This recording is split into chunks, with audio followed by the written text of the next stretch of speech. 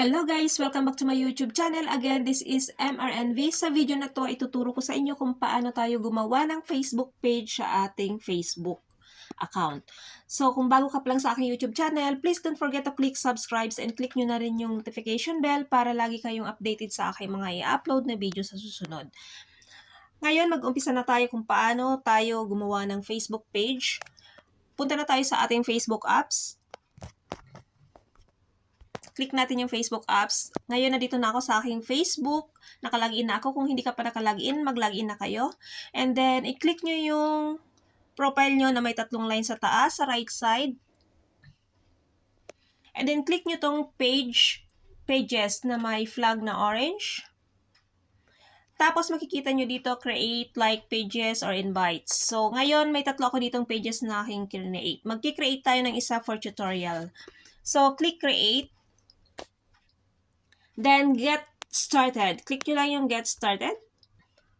Then, mag-create kayo ng name, kahit anong name na gusto nyo.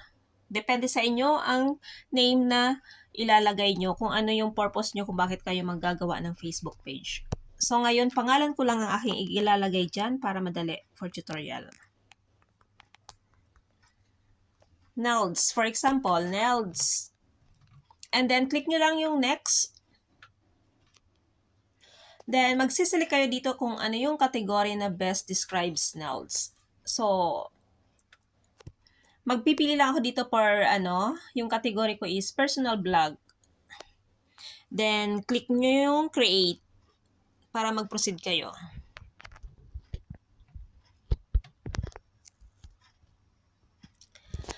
Tapos, ang nakalagay dito, finish setting up your page.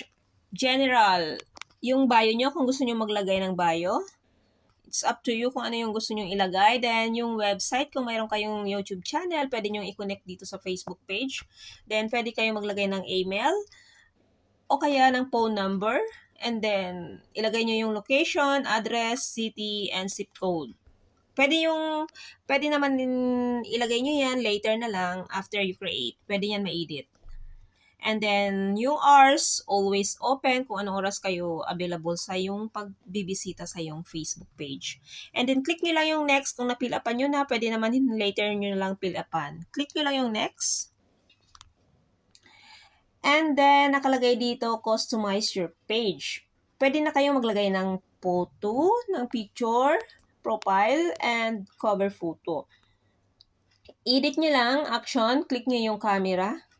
Kung gusto nyo na maglagay ng photo, for example, I wanna put this picture na to as a profile.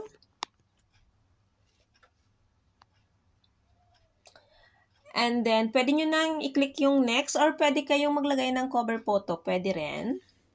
So, maglagay ako ulit ng isang cover photo. Ayan. Yan din ang ilagay ko para makita nyo lang kung paano. Ayan. So, next. Click nyo na yung next.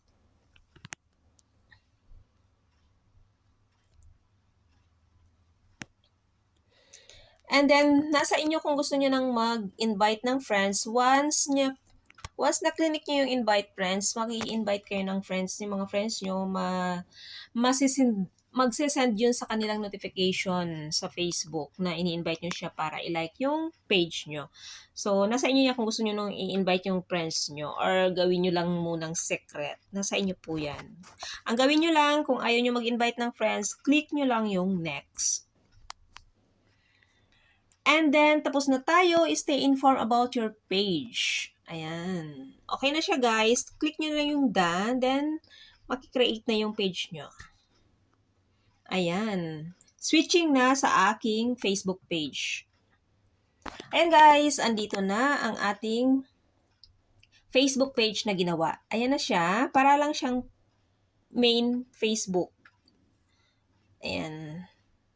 O, diba? Nakagawa na tayo ng ating Facebook page. Ganun lang pa guys, paggawa ng Facebook page. Sana nakatulong itong video na ito sa inyo. Thank you for watching. Bye! See you to my next vlog.